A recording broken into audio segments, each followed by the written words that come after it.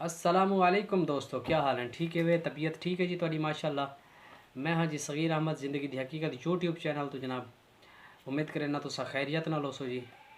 और इंशाल्लाह सारा एजुकेशनल जनाब चैनल है जी। और सारी कोशिश होती है तमाम दोस्तों को एजुकेशन जड़ी है असा फराहम करूँ जी, तालीम फराहम करूँ। और कई हवाले नाल भी होवे, गुड फार्मिंग के हवाले नाल होवे, जिंदगी की हकीकत दे विच जड़ियाँ भी चीज़ां होने पियाँ उनके हवाले नाल असां तुहाडे तक जी मालूमात इंशाल्लाह पहुँचाऊँ। तो गुड फार्मिंग के सारे टॉपिक चलते पे हैं क्योंकि काफ़ी सारे दोस्तों ने कोशिश की थी, बल्कि कमेंट्स किया इस आगों कि तुस सानू गुड फार्मिंग के हवाले नाल ज़्यादा तो ज़्यादा जी गाइड हो। पिछली वीडियो जी अस बनाई आई चिचक के हवाले नाल ते रिंडी के हवाले नाल वो वीडियो बनाई असें। अल्हम्दुलिल्लाह बड़ा रिजल्ट अच्छा आया जी, लोगों ने कमेंट्स को भी किए और लाइक भी किया जी, और अल्हम्दुलिल्लाह सब्सक्राइब भी किया। तो सबको भी बड़ी खुशी थी कि साढ़े नाल दोस्त हैं, साड़ी वीडियोज़ देते हैं, मजीद शेयर करें और काफ़ी अच्छा बेहतर रिजल्ट है जी। तो अज की जी साड़ी दूजा जोड़ा टॉपिक साढ़े जिम्मे लग गया जी डिवर्मिंग के हवाले नाल, तो लिहाजा असां वो तमाम दोस्तों नाल इंशाल्लाह शेयर करें जी।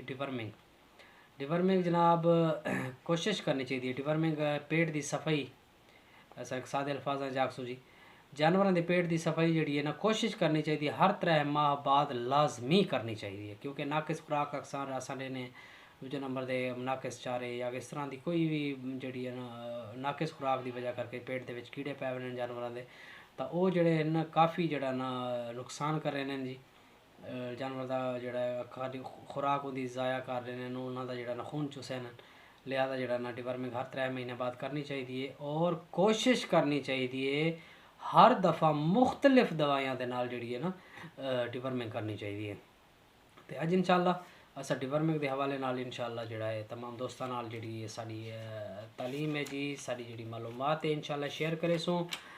तो कोशिश करे सो चैनल को सब्सक्राइब करे सो, लाइक करे सो, तो फॉलो करे सो, बैल आइकन लाजमी दबाई करो, कोशिश की करो चैनल की जी भी वीडियोज़ होंगी पे कुछ शेयर लाजमी किया करो फेसबुक दे, ताकि सारे जी पैगाम है ना दूजे जोड़े सारे दोस्त हैं पे उन्होंने तक पहुँच सकें, तो ताकि उन्होंने भी फायदा थी बने।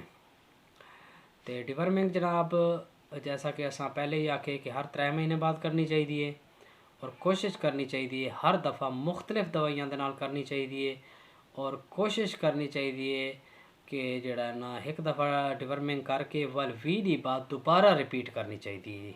ये 3 चीज़ां तुम याद रखे सो। डिवर्मिंग वास्ते जी अद्वियात हैं, नीलजान प्लस भी इस्तेमाल कर सकते वे, ठंडर भी कर सकते वे, तुसा वर्नल भी कर सकते वे, पंच भी कर सकते वे। पंच जी अक्सर रिक लवाड़ दी जानवर को वो भी कर सकते वे, ठीक है। तो कोशिश करनी है जी जो डोज है वो वेट के हिसाब नाल जी देवनी है।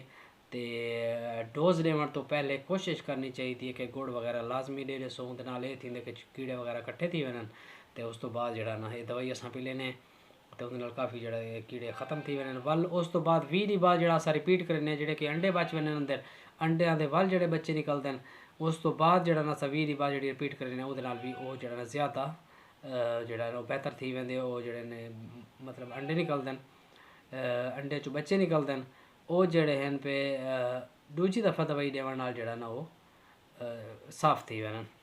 तो लिहाजा ये दवाइयां जड़ियां हैं पियां ये डिवर्मिंग दे विच दे सकते वे और 20 दी बाद दोबारा रिपीट करन। तो जिगर के कीड़ियां वास्ते ट्रोडेक्स 20% इंजैक्शन जोड़ा है वो जिगर के कीड़ियां वास्ते भी ला सकते वे। तो आइवरमैक्टन जोड़ा इंजैक्शन है पिया ये भी जड़ा जिगर के कीड़ियां को कवर करेंगे, तो अक्सर पेट के कीड़ियां वास्ते भी काफ़ी हद तक जड़ा ना वो बेहतर है पिया। हम टैबलेट के हवाले नाल गाल करे सो अक्सर लोग जड़ा ना महंगी दवाई की वजह करके भी नहीं गिनते, वो आखते से ठंडर ज़्यादा महंगी, तो लिहाजा इस तो भी आसान जड़ा चीज़ हो पई। तो वर्मीसोल के ना तो टैबलेट भी तुम इस्तेमाल कर सकते वे, अलबेंडाजोल के ना तो भी कर सकते वे, अलबासमोल के ना तो भी होंगे पिया, अलबेंजोल के ना तो शासे भी होंगे पिया, ठीक है।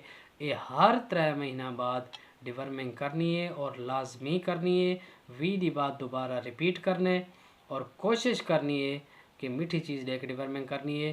तो इंशाल्लाह जिसले तुस डिवर्मिंग करे सो तो उस तो बाद तुहाडे जानवर जोड़े हैं वो खावन पीवन भी अच्छा पै वैसे उन्होंने को खादा लगसी भी सही, और जोड़े तुहाडे जानवर हैं पे वो सेहतमंद भी इंशाल्लाह थी सन, तो उनके तुहाडा फायदा है पिया।